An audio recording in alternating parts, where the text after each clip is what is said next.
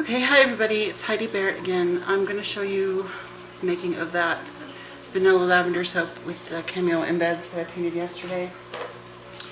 Here they are, they're all dry, very sturdy, very touchable, nothing comes off, ready to go.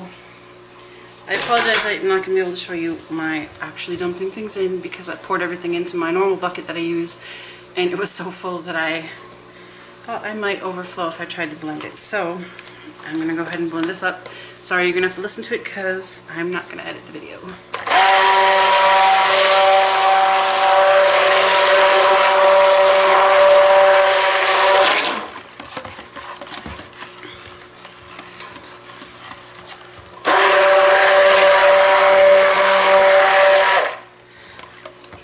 This is kind of a light trace. My bowl is racking, which makes everything an extra adventure. But, so, I am not going to wait to mix my fragrance oil in. I'm just going to go ahead and dump it. Hopefully it's going to be fine. I've not used this particular one before, but I don't think I read anything bad about it. So, and in my fragrance oil I have my kaolin clay for my batch, and I let that soak for a while I'm getting everything ready before I dump it in, and that kaolin has a chance to absorb some of the smell.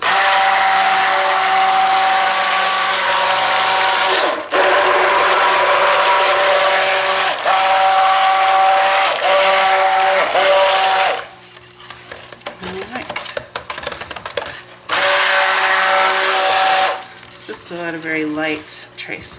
The slab mold I'm pouring in, I always tend to get to too much of a trace, and then I am stuck with it not being flat on the top. And my goal today is to have a nice smooth top. I'm doing two colors. Sorry if you can't see my pouring off camera.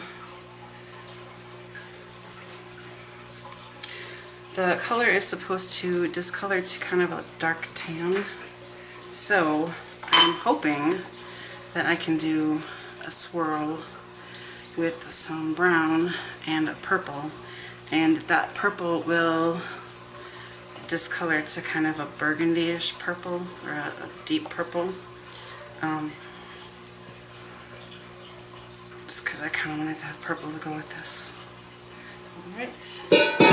There is that bucket. So, into the little bucket, I'm going to add, this is Mocha Brown from Nurture Soap.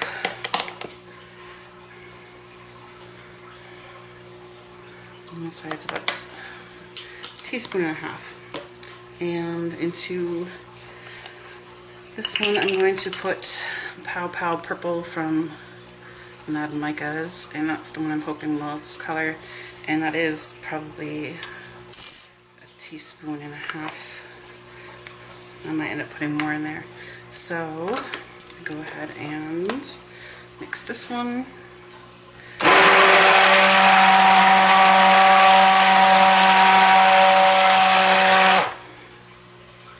Yeah, that's going to need more purple.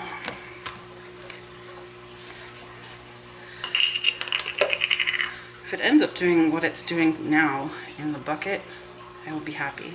It's kind of a mauve-y purple. Okay, I just added another teaspoon and a half in there. This was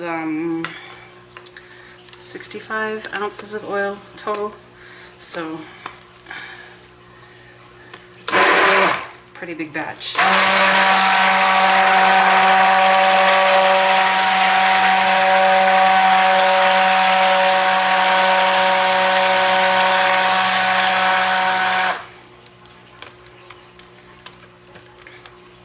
You'll notice there's some bubbles on the top. I blend my honey in with my goat milk, and so sometimes that creates some bubbles, but those generally pop pretty easy.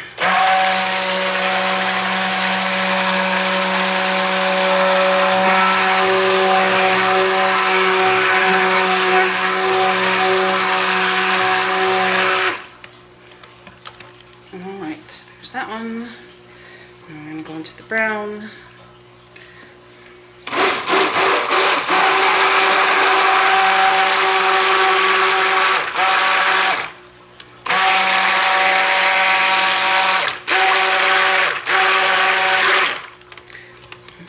very beautiful brown.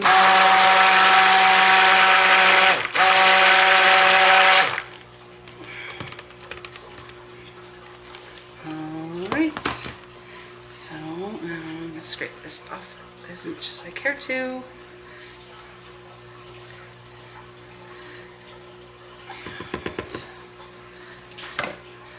Give these a little stir. Grab another spatula.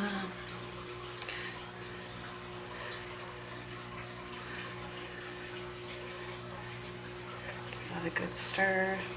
It does smell nice. I don't normally like musky type smells, and that vanilla is kind of a little bit of musk to it, but not too bad. So, get some space here for my mold.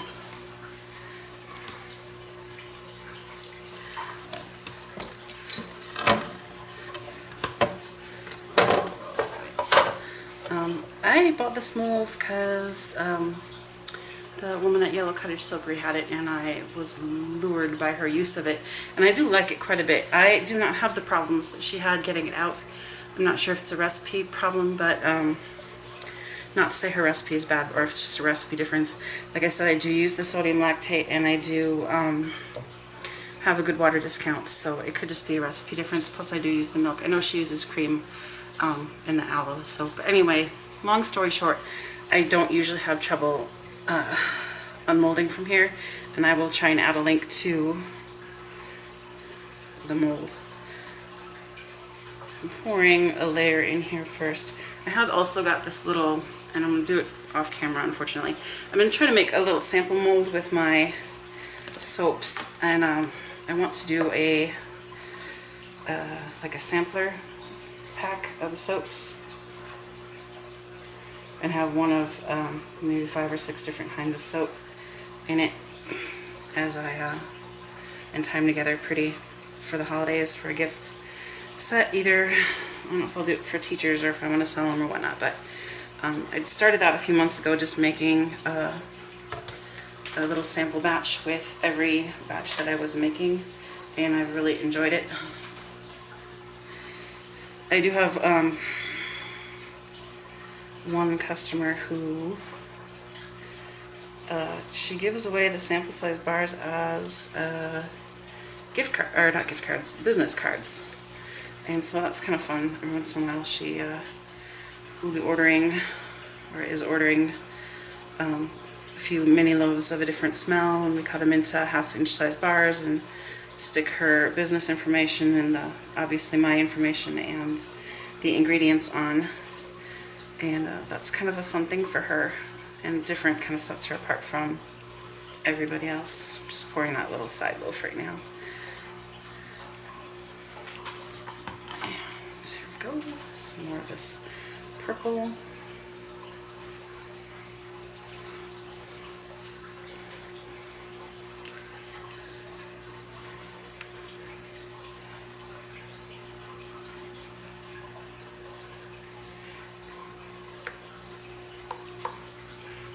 Save some of this for the top.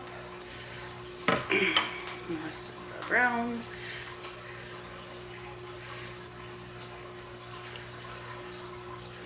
It's staying nice and fluid, so I should hopefully get even bars over here. I had a problem when I first started using it.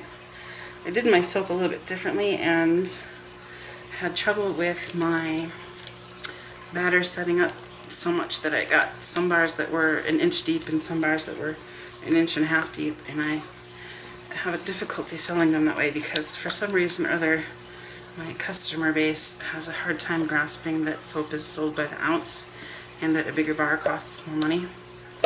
So that was trouble, or a problem. So it's nice to have the tricks of this down to be able to get mostly even bars, so I'm not having people thinking that they're getting gypped or whatever.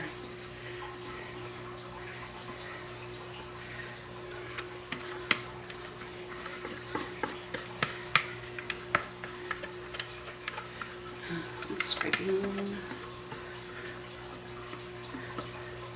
I swear I've never scraped containers so much as when I started soaping. Okay, I'm I'm going to move this little one away. I'm going to give this a little wiggle. I do not subscribe to the philosophy that you need to slam your mold on the ground for the bubbles to get out.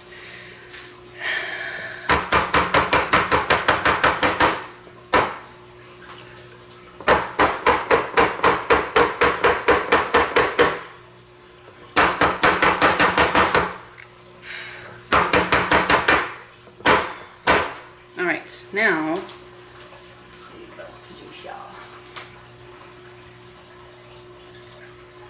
I'm going to give this a little bit of a chopstick swirl, I think.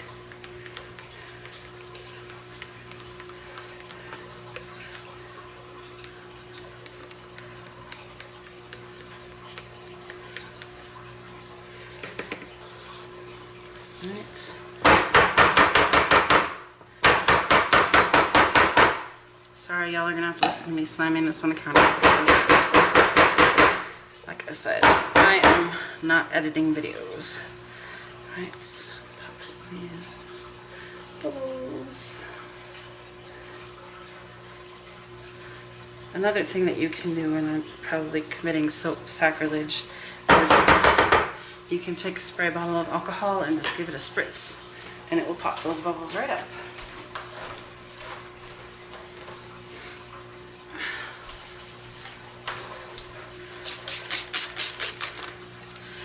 Now, what I wanted for this was, I would like to have a little bit of a, kind of a, not quite paisley, but like a light swirl on the top. So I have some, this is that matte gold mica that I used to paint the embeds with. And I have that going on here. It's not going to be very much once I swirl it in. And the other thing I have to go on here is I did want a little bit of a brighter purple, so if that other one discolors, I do have a lighter purple on the top.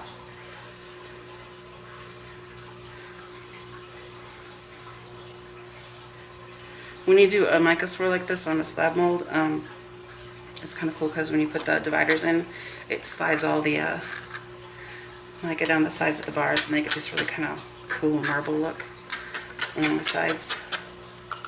So there's that, and now I'm going to swirl this up.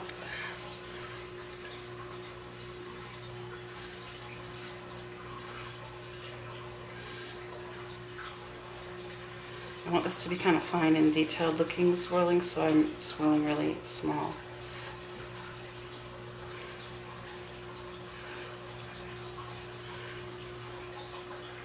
I'm trying to also go all different directions with my swirling so that I don't end up with looking like a spring going through one of my bars.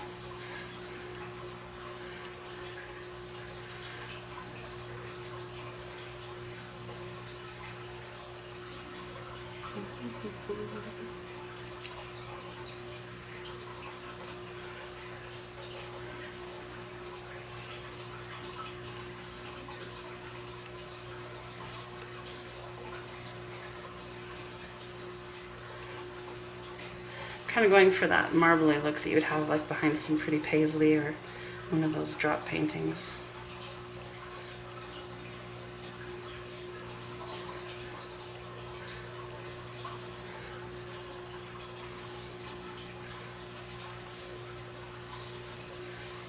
Alright, now I can take my divider and stick it in there, and I always think it's interesting when you put the divider in how much the bars move upward and grow in size from where they are when you pour them in.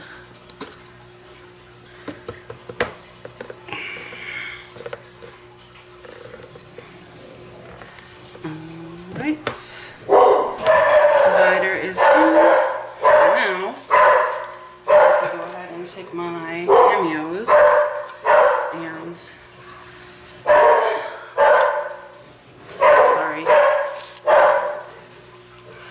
painters here today, and my dogs are flipping out again. But if it wasn't the painters they were flipping out, they'd flip out something else. I'm taking my gloves off because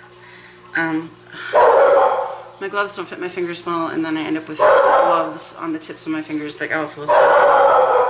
Then I get soap on my embeds.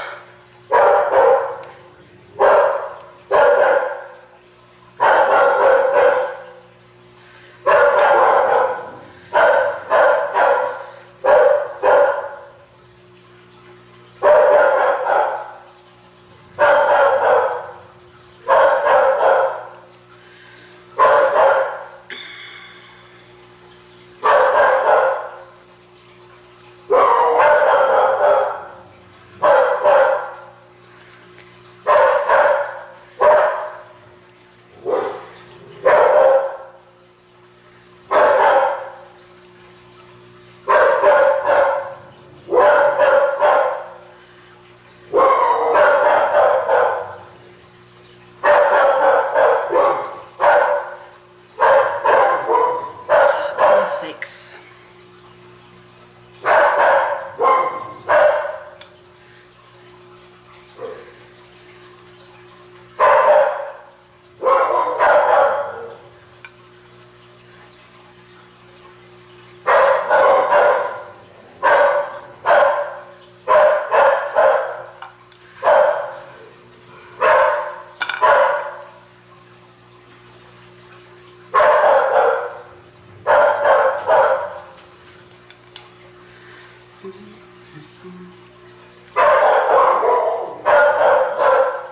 One of the things that, sorry, you guys are getting to listen to a chorus of my dogs.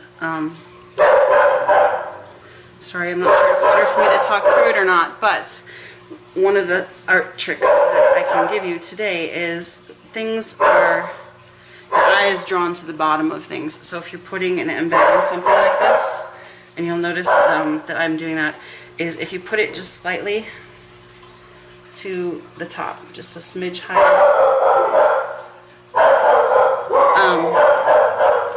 it will look centered better because your eye imagines that the space on the bottom is smaller than it is, if that makes sense.